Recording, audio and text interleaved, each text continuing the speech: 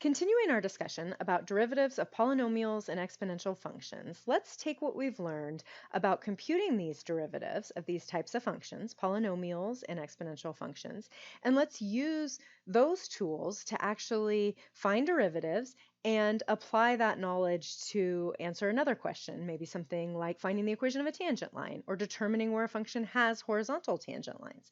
Because we always want to remember that a derivative represents the slope of a tangent line. And so if we have more efficient ways now to find derivatives rather than always going back to the limit definition, we can use those to answer these questions. Questions that we've looked at before. We have spent some time finding equations of tangent lines and determining horizontal tangent lines, but now we can just do that a little bit faster because now we have a whole set of tools for specific types of functions. So let's just remember, I have up here on the screen, I have two specific boxes. One just saying, remember that if we want the equation of a tangent line, then we first find the slope using the derivative, because we remember that f prime evaluated at a specific value would be the slope of the tangent line at x equals a.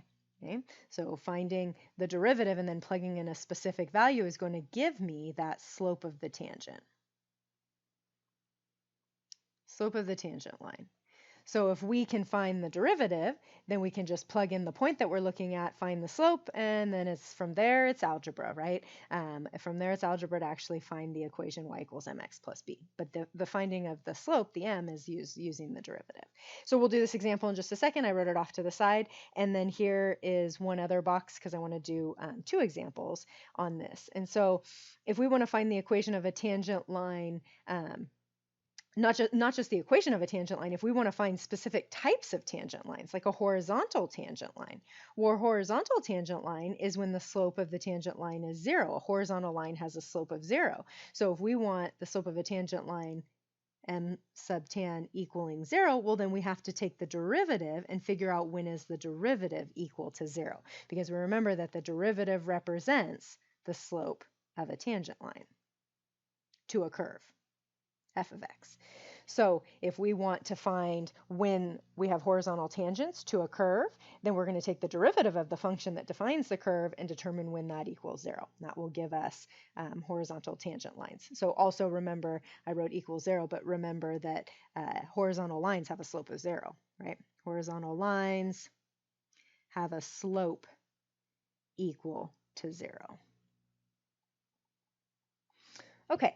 So let's do this. Let's look at those two examples. I had them typed up here, but I wrote them up over here so that we could use those two examples. So let's come over here and let's actually do those examples. So if we want to find the equation to the tangent line to this curve, f of x equals 3 over x minus x squared at a specific point, and I think my point has actually run off the screen, so let me shrink it down. So if we want to do that, what we're going to do is we're first going to take the derivative, because again, just like I went through, if we want a tangent line, we need first the slope, and the derivative gives us the slope. So the first thing we're going to do here is we're going to find f prime of x. And so I quickly look at the function, and I notice that I have 3 over x minus x squared. So it's not a polynomial, but I can apply the power rule to this. I just have to do a little rewrite. So over here, I'm not taking a derivative yet. I'm simply doing a rewrite as I bring the function down here so that on the next line, I'll be able to take the derivative. So f of x, and when I say rewrite, I'm trying to write all of my variables, if they are to powers, I'm trying to write them in the form of x to the n. So since this is 3 over x to the first, this would be written as 3 times x to the negative first, minus x squared. And now I can take the derivative, so f prime of x, and again, being really clear on my notation, this line above, and I used f of x equals, right? I kept my notation here. I'm still stating this is the function, and then my prime notation comes in when I take the derivative. So f prime of x is equal to, the derivative is equal to 3 times negative 1 x to the negative 2, applying that power rule, minus 2x to the first. And then just to simplify that a little bit further, let's write that as negative 3 over x squared minus 2x. So that is my derivative, and that's what we've been practicing in this section so far. is to find this derivative, but now we're going to actually use the derivative to write the equation. So now let's come and let's write the equation of the tangent line. Write the equation of the tangent line. So we know that the slope of the tangent line, m sub tan, is going to actually be equal to f prime of 1, because we are looking at x equals 1. So f prime of 1, so let's plug that in and see what we get. F prime of 1 is going to be negative 3 minus 2. So the slope of the tangent line is going to be negative 5. And then I know that I'm passing through, so I have a slope of negative 5, and I pass through the point 1, 2. All I have to do now is the algebra to find the equation of the line. So y equals negative 5x plus b, or plugging in my point here. Let's plug in my point so I can find b. Turns out b is actually going to be 7. And so the equation of my tangent line here is going to be y equals negative 5x plus 7. And there is the equation of my tangent line found without actually having to use the limit definition of the derivative. We've done this, right? We've done this before, but now we don't have to use the definition of the derivative. We can use the rules that we've talked about here. So we've got our tangent line. All right, let's look at another one. So let's take this guy.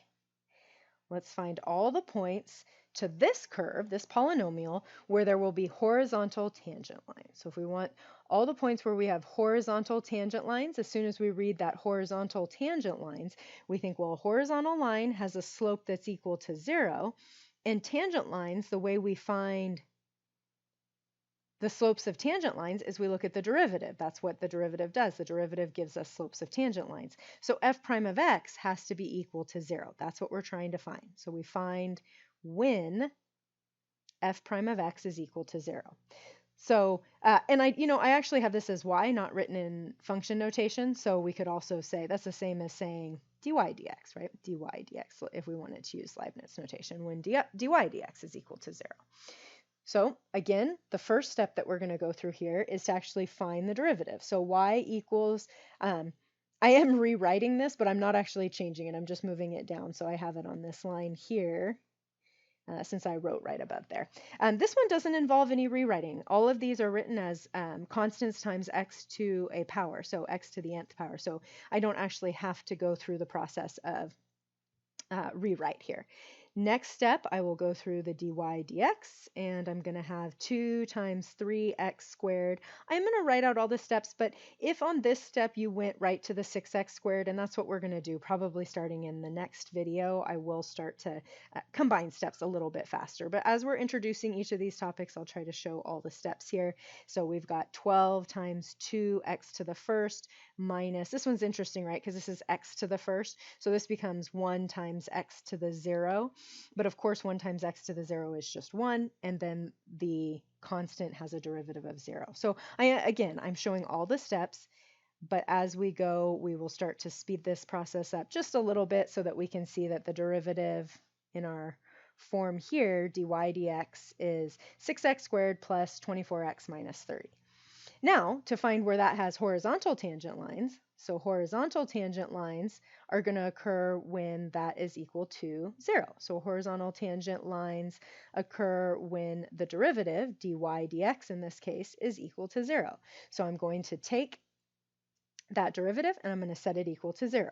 So 6x squared plus 24x minus 30 is equal to 0. I see that I could pull out a common factor. Let's see if this will factor. X squared plus 4x minus 5 equals 0. And that is going to be x plus 5. Continue my factoring. We have 6 times x plus 5 times x minus 1 equals 0, and x equals negative 5, or x, there's 2 places actually, x equals positive 1. So we actually have 2 places where or 2 points on this curve where the derivative is going to be equal to 0. We know that those 2 places are at x equals negative 5 or at x equals positive 1. So if we actually want the points, though, we do need to go back to our original function and plug those points in. So we know we've got an ordered pair of -5 something and 1 something. So we're going to go back to the original function. We're going to plug those in, and I am actually going to grab my calculator for the -5 one. That is not one I'm going to be able to just do quickly in my head. So 2 times -5 to the third plus 12 times -5 -5 squared, having to reference my function here, squared minus 30 times -5 plus 11. And that's going to be at 211. Okay? So that's one ordered pair. So these are points where the derivative is equal to 0, where we have horizontal tangent lines. So if we were to plot these, we'd see those horizontal tangent lines. And then if I plug in 1, I'm going to get 2 plus 12 minus 30 plus 11. And that's going to be at -5. And there's my answers, 2 of them, 2 places actually where I have horizontal tangent lines. And I didn't graph it, but we could go to Desmos, we could graph it, and we could see that those are right where, or any graphing tool, go to your graphing calculator, and you'd see that those are where you have horizontal tangent lines. So applying some of our knowledge here from this section to apply it and to do things with these tangent lines. And we do have one other application, and it involves higher order derivatives, taking derivatives of derivatives. So that's where we're going to end the video. So let's go over there so I can pull up that. So now that we've defined the derivative as a function, it can also be differentiated, and we can have what are called higher order derivatives. So given a differentiable function f of x, we take the derivative, we go through this process of taking the derivative, and we end up with another function which can also be differentiated. And that gives us what we call the second derivative. So if we take the second derivative, we would be taking the derivative of the first derivative, or the double prime, f double prime of x. So we end up with, notice the notation here, and I actually have both notations here. We're taking the prime of f prime, that ends up giving us f double prime. That's how we say that if we're verbally discussing or reading that mathematical symbol. When you see that we've actually got two, we'll zoom in on that, f double prime of x, the second derivative of f with respect to x. We can also use Leibniz notation. We've talked quite a bit now about both Leibniz and Newton's notation. And so if we have the notation dy dx, and we take, we apply that derivative operator to dy dx, meaning we're taking another derivative of the derivative. This notation says we're taking the second derivative. So that's the second derivative of y. And this notation down here is saying with respect to x both times. Now this notation, when you get into multivariable calculus, when you have a function that can be defined in terms of multiple variables, sometimes you take the derivative with respect to, say, y one time, and then you take it with respect to x. Anyway, so that goes, obviously that's in third semester calculus, that goes beyond it. But for our purposes, we're going to be working with y as a function of x. And so this is saying you've taken the second derivative of y with respect to x both times. So that's the notation. And this continues. So we can then, now we have another function, right? We have the second derivative. Well, the second derivative can be taken the derivative of again. So we can now look at the second derivative as its own function and take that derivative, giving us what's called the third order derivative, or the third derivative. And so you end up with f triple prime for the third derivative, or you can use the Leibniz notation and you end up with the third derivative of y with respect to x all three times. And this can go on and on and on, and you can look at a fourth derivative. By the time we get to the fourth derivative, notice here that, with the primes, right, we use 3 primes. Well, using quadruple or 5 primes, or 11, if you want the 11th derivative, right, like it gets to be too onerous with the notation. And so what we do is we put this is the mathematical convention for higher than 3. So if you've taken more than 3 derivatives, if you're looking at a higher order derivative, than 3, you use this little parenthesis to denote it. And you can see that on the nth order derivative down here at the bottom. And so if you, by the time you get to the fourth derivative, you're going to use a little parenthesis there to denote that. So that's the fourth derivative of f. And you can see the notation there, and then you get to the nth order derivative. So let's look at an example. If we wanted to take derivative, let's take the first 4 derivatives actually. So let's find the first 4 derivatives of f of x equals 3e to the x plus 5x cubed minus 2x squared plus 17. And let's go for it. So we'll take the first derivative. That's nothing new. First derivative is just f prime of x. And actually, we're not doing anything new. Even when we take the higher order derivatives, we're just taking the derivative of a derivative. We're just repeating a process we've already talked about. So first of all, I see that I have this exponential function, 3 times e to the x. And so remembering back for my exponentials, we've got our 2 formulas for exponentials. When it's base e, though, the derivative of e to the x is simply e to the x. Okay. Now we are going to apply the power rule. So this is going to become 5 times 3x squared. Keep this going. This is also a power x to the n's with a constant. So we've got negative 2 times 2x to the first. And the derivative of a constant is a constant. So the first derivative, f prime of x, is 3e to the x plus 15x squared minus 4x. And now let's find the second derivative. So let's just keep this rolling here. Second derivative, the second derivative is going to be f double prime of x. So we'll take the second derivative. Again, we're looking at, when we do this, what we're looking at is we're looking at taking the derivative of this function, the function on the line right above. We're taking the derivative of the first derivative. Another way to write that, I will write this just to show this, that another way of writing that is to say you're taking the derivative of, using this derivative operator notation, of 3e to the x plus 15x squared minus 4x. So you're taking the derivative of the derivative. Okay. I'm gonna go ahead and erase that. I think that's unnecessary notation right now, but I just wanted to show that that is another way to show you're taking a derivative using that derivative operator.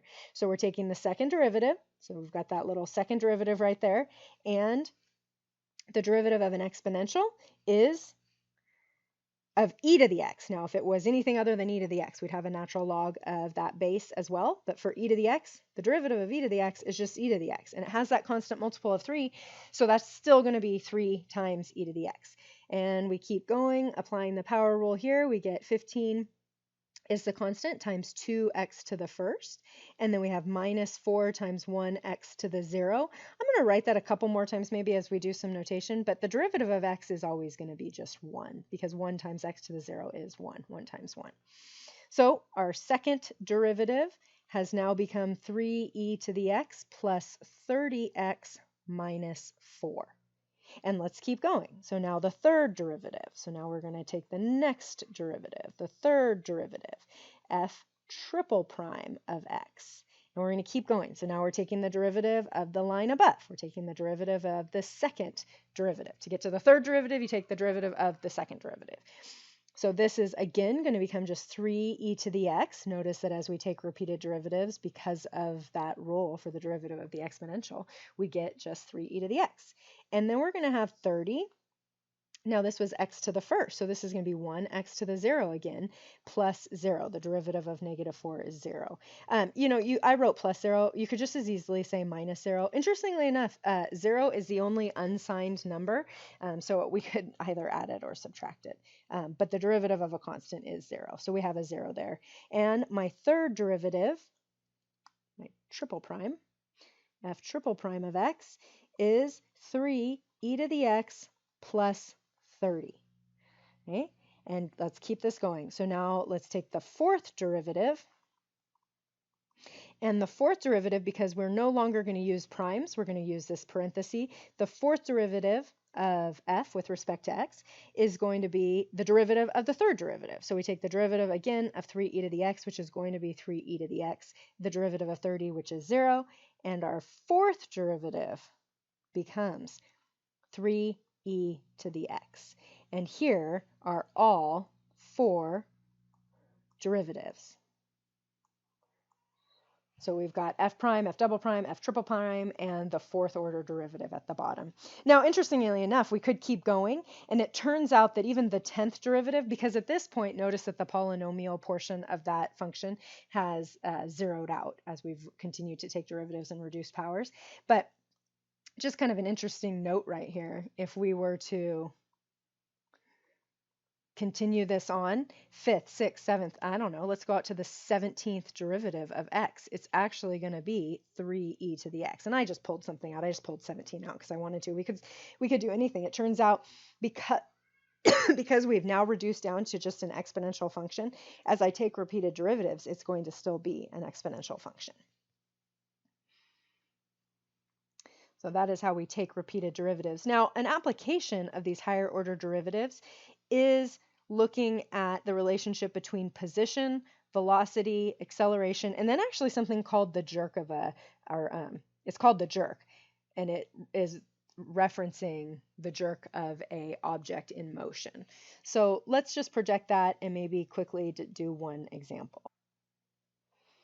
Okay, so here is an application of higher order derivatives. And again, something that we've actually looked at. We've talked about position and velocity from the very beginning section. We talked about that instantaneous velocity being a reason why we need to look at slopes and tangent lines and limits. And so here we are now, kind of cycling back to that. This is an application of higher order derivatives. So if we have a differentiable function that represents motion of an object in a straight line, and we do tend to, this is just a convention, but it can be defined anyway. We tend to define it as s of t, at least this book it uses that convention. And so if our position is where we start at with the function, s equals s of t is the object's position at time t, then the first derivative represents the velocity. So the velocity is the first derivative, and that represents the instantaneous rate of change in position over time. If we continue to take derivatives, we get more information about the object. So the velocity represents the instantaneous rate of change in position over time.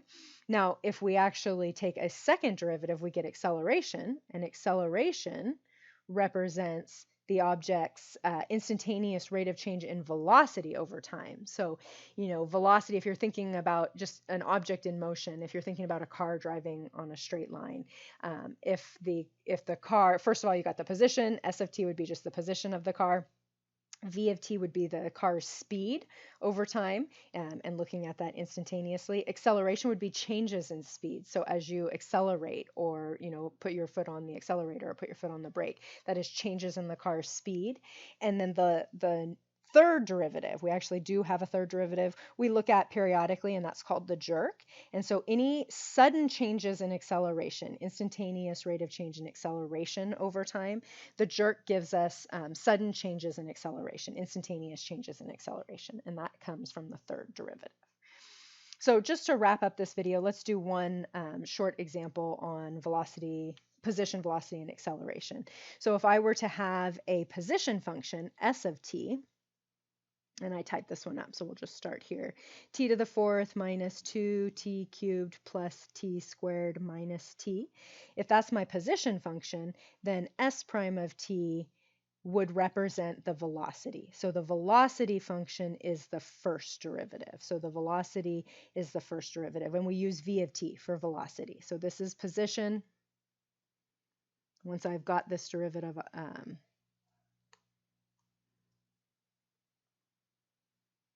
once I've actually found the velocity, I will label it as the velocity function. So the velocity is the first derivative of the position. So taking the first derivative, we're going to get 4t to the third. And I'm going to go ahead and combine some steps here. When I apply the power rule here, I'll verbalize it, and then I'll just write down the product. I'm going to have negative 2 times 3t squared. So I know that's going to be negative 6t squared. And then I continue and I get 2t to the first. And when I take the derivative of simply t, I'm going to get 1. So the derivative of t is just 1. So I get minus 1 here. And so I combined some steps there. I know we've been writing those out, but I did combine some steps there, and I'm going to do that for time here. And we will continue to sort of speed up our process as we get used to these rules. So this is now representing the velocity function, the velocity of this object in motion. Okay? So this is now representing the velocity. So if I want to know the instantaneous velocity, the speed at any given time of this object, then I would plug it into this function. And then my acceleration is going to be the second derivative. Now, there's no real way to jump from the function to the second derivative without going through this process, right? You actually have to take the first derivative and then you take the second derivative.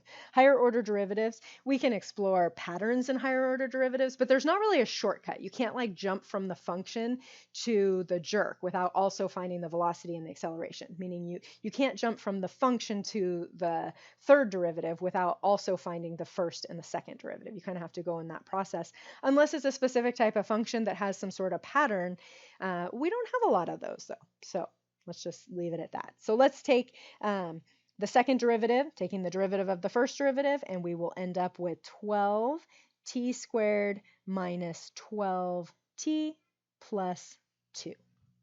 Okay, again, I did combine some steps there as I brought down the power. I did the multiplication with the constant, and then of course just the derivative of t is just 1, so we get 2. And so now this is our acceleration function.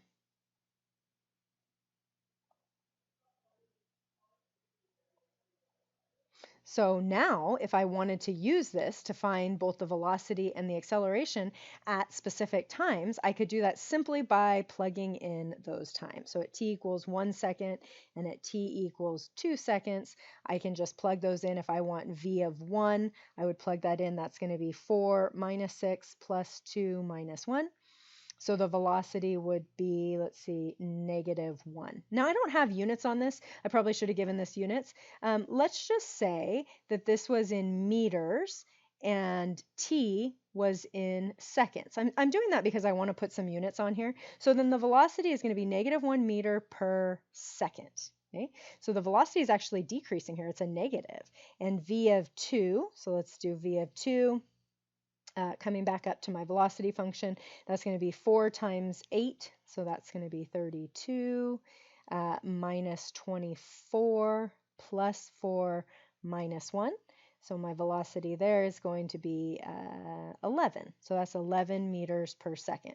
So, you know, in context of what we're talking about, I mean, I don't know.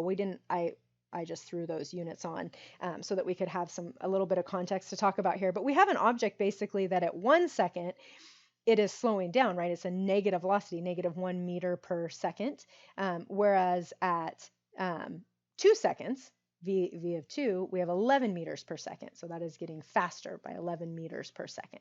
And then we could look at the acceleration, do the same thing. If we want the acceleration at 2 seconds, we plug in, let's do 1 first. Oh, you know what I just did here? I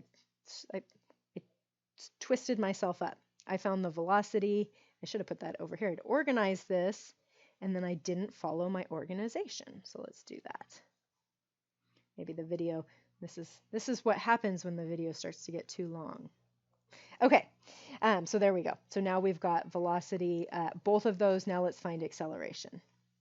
So if I want acceleration at 1 second, I just plug that into my acceleration function. And let's see, what's that going to be? We've got 12 minus 12 actually. So we've got 12 minus 12 plus 2. So we end up with 2 meters per second squared. So we've got a positive acceleration. And then let's do a of 2 as well. So a of 2 as well. So we're going to have 12, so 48 minus 24 plus 2. So we end up with 24 plus 2, 26 meters per second squared. And so there we've got our velocity and our acceleration at those specific points. So higher order derivatives, this is one of those applications. We do look at them in some other contexts as well, but this is the one that we've discussed before. So it's nice to cycle back to this. And now that we have a couple of these rules, we've looked at velocity pretty extensively, and now we have ways to compute derivatives, and velocity is the derivative of a position function. So we have ways to compute derivatives a little bit faster. We've built up some techniques now, and we don't have to always go back to that limit definition of the derivative.